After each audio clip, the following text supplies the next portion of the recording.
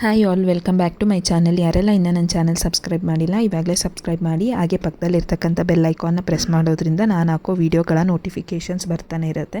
ಮಕ್ಕಳೇ, ಎಲ್ರಿಗೂ hand writing improve ಮಾಡ್ಕೋಬೇಕು ಅನ್ನೋದು ತುಂಬ ಇಷ್ಟ ಇರುತ್ತೆ. ಯಾಕಂತಂದರೆ ಹ್ಯಾಂಡ್ ರೈಟಿಂಗ್ಗೆ ನಿಮಗೆ ಮಾರ್ಕ್ಸ್ ಕಟ್ಟಾಗಿಲ್ಲ ಅಂತಂದರೂ ಹ್ಯಾಂಡ್ ರೈಟಿಂಗ್ ಚೆನ್ನಾಗಿದ್ದರೆ ಮಾತ್ರ ನಿಮಗೆ ಮಾರ್ಕ್ಸ್ ಬರೋದು ಕೂಡ. ಅದನ್ನು ಕೂಡ ನೀವು ಮನಸ್ಸಲ್ಲಿ ಇಟ್ಕೋಬೇಕು. ಕೆಲವೊಬ್ಬರು ಹ್ಯಾಂಡ್ ರೈಟಿಂಗ್ ತುಂಬ ಚೆನ್ನಾಗಿ ಬರೀತಾರೆ, ಆದರೆ ಕೆಲವೊಬ್ಬರು ಹ್ಯಾಂಡ್ ರೈಟಿಂಗ್ ಅಂತಂದರೆ ಅವ್ರಿಗೇನೋ ಅದು ತುಂಬ ಕಷ್ಟ ಆಗಿರುತ್ತೆ, ಹ್ಯಾಂಡ್ ರೈಟಿಂಗ್ ಕೆಟ್ಟದಾಗಿ ಬರ್ತಾ ಇರುತ್ತೆ. ಸೊ ಆ ಥರ ಇದ್ದಾಗ ನೀವು ಹ್ಯಾಂಡ್ ರೈಟಿಂಗ್ ಇಂಪ್ರೂವ್ ಮಾಡ್ಕೊಳ್ಳೋದಕ್ಕೋಸ್ಕರ ಏನೇನು ಮಾಡಬೇಕು ಅನ್ನೋದು ನಾನು ಈ ವಿಡಿಯೋದಲ್ಲಿ ತಿಳಿಸ್ಕೊಡ್ತೀನಿ. ಹಾಗೆ ಹ್ಯಾಂಡ್ ರೈಟಿಂಗ್ ಕೂಡ ಕರ್ಸಿವ್ ಹ್ಯಾಂಡ್ ರೈಟಿಂಗ್ ಯಾವ ರೀತಿ ಬರಿಬೇಕು, ಬಿಗಿನರ್ಸ್ಗೆ ಏನೆಲ್ಲ ಫಾಲೋ ಮಾಡಬೇಕು ಅನ್ನೋ ವೀಡಿಯೋಸ್ಗಳು ಕೂಡ ನಾನು ಅಪ್ಲೋಡ್ ಮಾಡ್ತಾ ಇರ್ತೀನಿ. ಅದನ್ನು ಕೂಡ ನೀವು ಫಾಲೋ ಮಾಡ್ಕೋಬೋದು, ಡೈಲಿ ಪ್ರಾಕ್ಟೀಸ್ ಮಾಡ್ಕೋಬೋದು ಮಕ್ಕಳೇ. ಸೊ ಮಾರ್ಕ್ಸ್ ಬೇಕು ಅಂತಂದರೆ ಹ್ಯಾಂಡ್ ರೈಟಿಂಗ್ ಚೆನ್ನಾಗಿ ಬರಿಬೇಕು. ಆ್ಯಂಡ್ ಚಿಕ್ಕ ವಯಸ್ಸಿನ ಮಕ್ಕಳಾದರೆ ಬರೀತಾನೆ ಫಸ್ಟಿಂದನೇ ಚೆನ್ನಾಗಿ ಬರೆಯೋದು ಕಲ್ತ್ಕೋಬೇಕು. ಸ್ವಲ್ಪ ದೊಡ್ಡವ್ರು ಆಗಿಬಿಟ್ಟಿದ್ದೀವಿ, ನಮ್ಮ ಹ್ಯಾಂಡ್ ರೈಟಿಂಗ್ ಚೆನ್ನಾಗಿಲ್ಲ ಅಂತಂದರೆ ನೀವು ಪ್ರಾಕ್ಟೀಸ್ ಮಾಡೋದು ತುಂಬ ಇಂಪಾರ್ಟೆಂಟ್ ಆಗುತ್ತೆ. ಪ್ರಾಕ್ಟೀಸ್ ಅಂತ ಅಂದರೆ ರೆಗ್ಯುಲರ್ ಆಗಿ ಇಷ್ಟು ಟೈಮ್ ಇಟ್ಕೊಂಡು ನೀವು ಫಿಕ್ಸ್ ಆಗಿಬಿಟ್ಟು ಪ್ರಾಕ್ಟೀಸ್ ಮಾಡಬೇಕಾಗತ್ತೆ. ಇವಾಗ ಫಸ್ಟ್ ಡೇ ಒಂದು 5 ಮಿನಿಟ್ಸ್ ಪ್ರಾಕ್ಟೀಸ್ ಮಾಡ್ತಿದ್ದರೆ ನೆಕ್ಸ್ಟ್ ಡೇ ಒಂದು 10 ಮಿನಿಟ್ಸ್ ಪ್ರಾಕ್ಟೀಸ್ ಮಾಡಬೇಕಾಗತ್ತೆ. ಸೊ ಆದ್ದರಿಂದ ಪ್ರಾಕ್ಟೀಸ್ ತುಂಬ ಇಂಪಾರ್ಟೆಂಟ್ ಆಗುತ್ತೆ. ಯಾಕಂತಲೇ ನೀವು ಬರೆಯೋ ಹ್ಯಾಂಡ್ ರೈಟಿಂಗೇ ಅರ್ಥ ಆಗಿಲ್ಲ ಅಂತಂದರೆ ಅವ್ರಿಗೆ ಮಾರ್ಕ್ಸ್ ಕೊಡೋಕ್ಕೆ ಕೂಡ ತುಂಬ ಕಷ್ಟ ಆಗುತ್ತೆ. ಹ್ಯಾಂಡ್ ರೈಟಿಂಗ್ ತುಂಬ ಇಂಪಾರ್ಟೆಂಟ್. ಆ್ಯಂಡ್ ಡಿಫ್ರೆಂಟ್ ಹ್ಯಾಂಡ್ ರೈಟಿಂಗ್ನ ನಾವು ನೋಡ್ತೀವಿ. ತುಂಬ ಬ್ಯಾಡ್ ಹ್ಯಾಂಡ್ ರೈಟಿಂಗ್ ಆಗಿರ್ಬೋದು, ನೋಡೋಕ್ಕೇ ಅರ್ಥ ಆಗೋಲ್ಲ, ಆ ರೀತಿ ಇರುತ್ತೆ. ಕೆಲವೊಬ್ಬರು ಮಕ್ಕಳು ತುಂಬ ಬರೀತಾರೆ ಸುಮಾರಾಗಿ, ಅದನ್ನು ಕೂಡ ತುಂಬ ಸ್ಲೋ ಆಗಿ ಬರೀತಾರೆ. ಕೆಲವು ಮಕ್ಕಳು ಸ್ಟಾರ್ಟಿಂಗಲ್ಲಿ ತುಂಬ ಚೆನ್ನಾಗಿ ಬರ್ತಿರ್ತಾರೆ, ಹೋಗ್ತಾ ಬ್ಯಾಡ್ ಆಗಿರುತ್ತೆ. ಕೆಲವೊಬ್ಬರು ವರ್ಡ್ಗಳ ಮಧ್ಯೆ ಗ್ಯಾಪ್ ಬಿಡಲ್ಲ. ಕೆಲವೊಬ್ಬರು ಅಕ್ಷರಗಳ ಮಧ್ಯೆನೇ ಗ್ಯಾಪ್ ಬಿಡ್ತಾರೆ, ಯಾವುದು ಪದ ಯಾವುದು ಅಕ್ಷರ ಅಂತಲೇ ಐಡೆಂಟಿಫೈ ಮಾಡೋಕ್ಕಾಗಲ್ಲ. ಕೆಲವೊಬ್ಬರು ತುಂಬ ದಪ್ಪಾಗಿ ಬರೀತಾರೆ, ಕೆಲವೊಬ್ಬರು ತುಂಬ ಚಿಕ್ಕದಾಗಿ ಬರೀತಾರೆ. ದಪ್ಪ ಬರೆಯೋರಿಗೆ ಎಷ್ಟು ಪೇಜಸ್ ಕೊಟ್ಟರು ಸಾಕಾಗಲ್ಲ, ಆ ರೀತಿ ದಪ್ಪದಾಗಿ ಬರೀತಾರೆ. ಕೆಲವೊಬ್ಬರು ತುಂಬ ಚಿಕ್ಕದಾಗಿ ಬರೀತಾರೆ, ಸ್ಪೆಕ್ಸ್ ಹಾಕೊಂಡು ನೋಡಿದ್ರು ಕಾಣಿಸಲ್ಲ, ಆ ಥರ.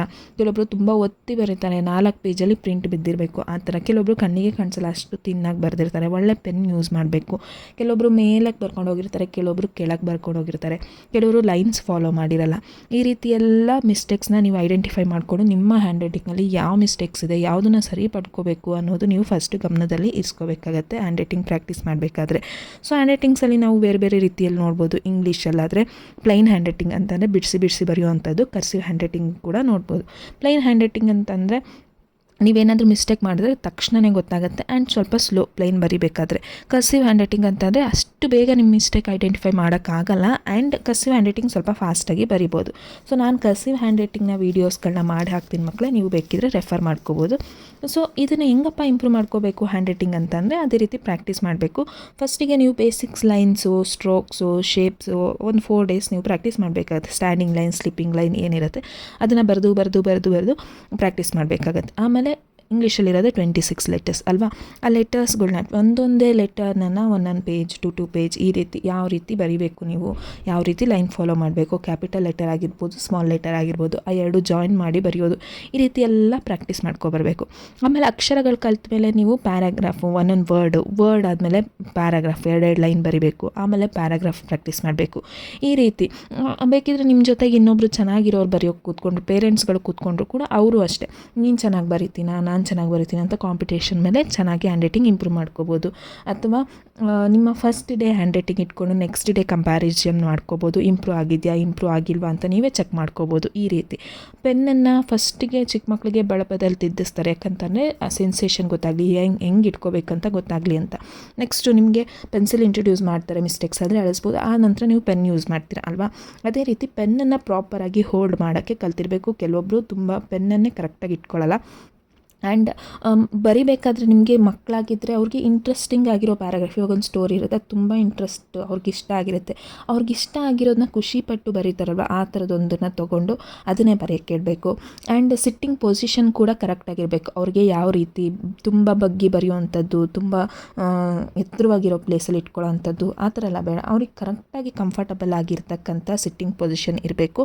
ಆ್ಯಂಡ್ ಕೆಲವರು ಬರೀ ಹ್ಯಾಂಡು, ಫಿಂಗರ್ಸ್ ಅಷ್ಟೇ ಮೂವ್ ಮಾಡ್ತಾರಲ್ಲ, ಪೂರ್ತಿ ಕೈ ಮೊಣಕೈವರೆಗೂ ಮಾಡ್ತಿರ್ತಾರೆ. ಆ ರೀತಿ ಮಾಡ್ತಾಯಿದ್ರೆ ನಿಮಗೆ ತುಂಬ ಸ್ಟ್ರೈನ್ ಆಗುತ್ತೆ, ಹ್ಯಾಂಡ್ ರೈಟಿಂಗ್ ಚೆನ್ನಾಗಿ ಬರೋಲ್ಲ.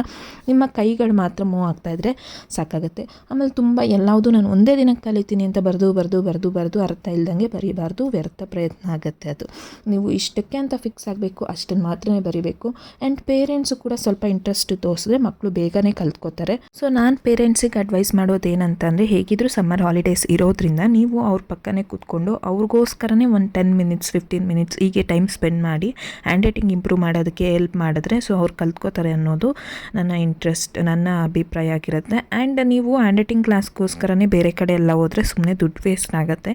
ಅದರಿಂದ ನೀವೇ ಸ್ವಲ್ಪ ಎಕ್ಸ್ಟ್ರಾ ಇಂಟ್ರೆಸ್ಟ್ ಕೊಟ್ಟು ಆದಷ್ಟು ಪ್ರಯತ್ನ ಮಾಡಿ ಮಕ್ಕಳ ಹ್ಯಾಂಡ್ ರೈಟಿಂಗ್ ಕಲಿಸಿ.